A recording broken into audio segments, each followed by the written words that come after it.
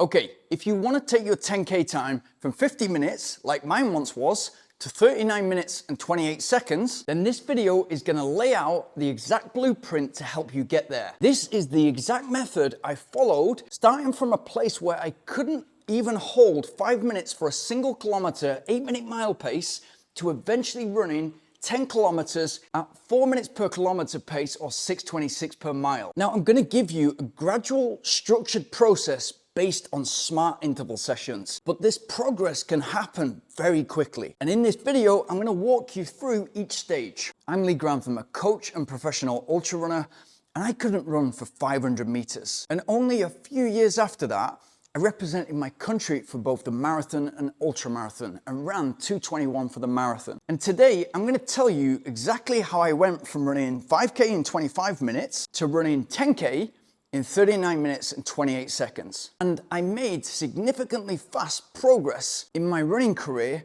because I started working with the right people who knew how to train in the right way. And I coach runners to do exactly that, remove limiting beliefs and run faster than they currently think is possible. So if you've got the work ethic, the discipline, ideally a positive attitude, and you want guidance and knowledge in order to get there and run your fastest times, then get in contact by booking a call in the link in the description. Okay, so let's say that your current PB for 10K is 50 minutes. So 5 minutes per kilometer or 8 minutes per mile. You still need to understand your starting point specific to what we're trying to do. And this will help you leap forward in your performance. So instead of going off that 10K time, which might have been last week or last year, what we're gonna do is a time trial. And this time trial is going to give us exactly the training effort that you need to be working at to intelligently move towards that much faster goal of running a sub-40 minute 10K. This time trial is a session which we're gonna warm up properly for,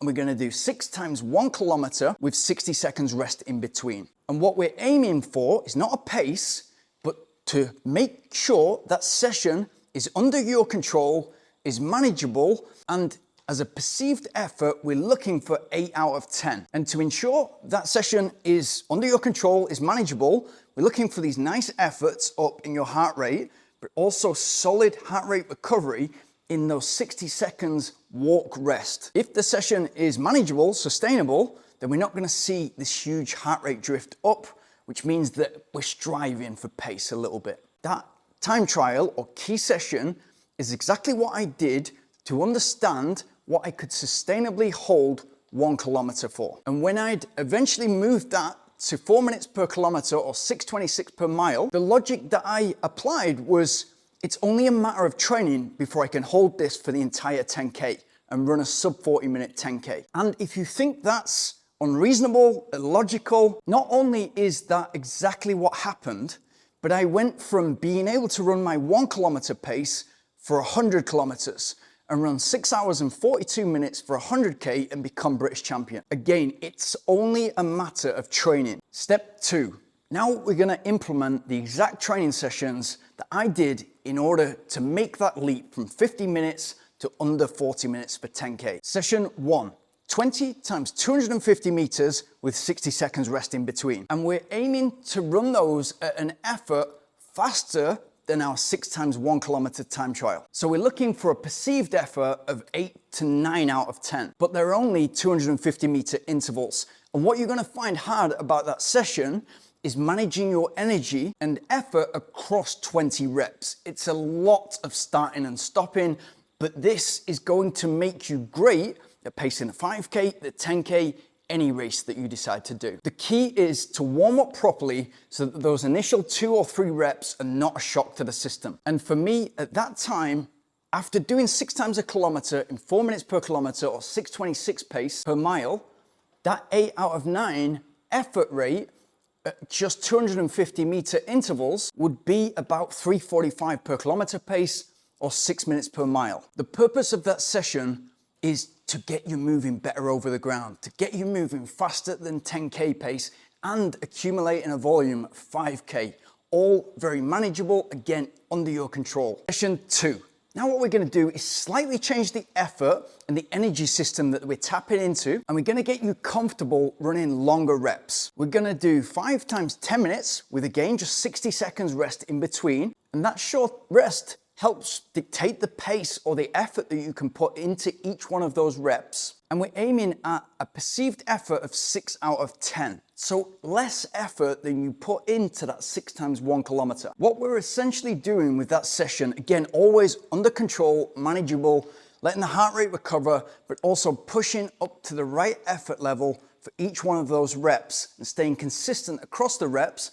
But what we're looking at is to develop your zone 3. So that 6 out of 10 nicely translates to zone 3, which is slower than your 10K pace, and for most people between their 10-mile and marathon pace. Session 3. Now we've got to be ready for this session, but we're always ready if we're running to perceived effort and we're running to that 8 out of 10, which we are for this session. And if that needs to be initially 7 out of 10 perceived effort so you can finish the volume of 50 minutes, that's great. We're still moving forward. Session is 10 times 5 minutes with 60 seconds rest in between. So we're working to a higher effort, very similar effort to that 6 times 1 kilometer time trial, but we're working with more volume, and I cannot stress enough, everything to effort. So it's all controlled, manageable. You're watching the effort climb and the heart rate recovery is solid.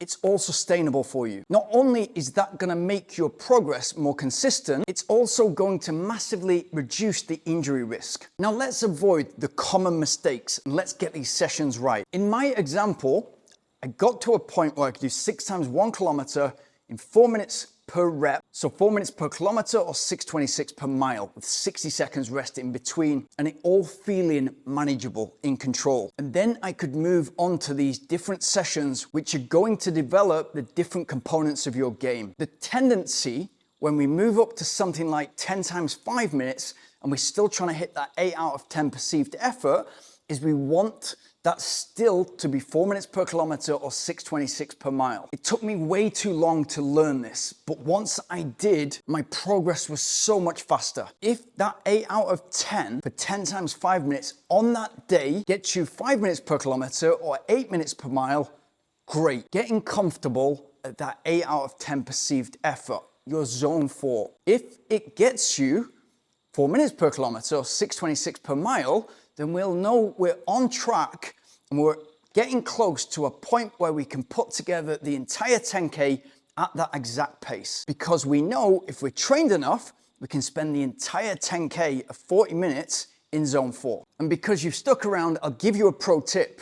If we can take that initial 6 by 1 kilometer, use that as our training effort and pace, and then once we see the training take effect, we do a 2.5 kilometer time trial, and even on trained fatigued legs, we're able to hit that pace that we're aiming at. For that perceived effort of 8 out of 10, we know we're in a good place, and that's exactly what I did. And that led me on to running 5K in under 20 minutes. And to prove to you how much it's about effort and how little it's to do with pace, the example that I gave to you today of me going from above 50 minutes to 39.28 was a 10K 6% gradient. All of the training sessions that I've just told you I was doing to prepare for exactly that race. Once you insert heat or hills, in this case, both, you'll quickly submit to the fact that it's nothing to do with pace and everything about effort.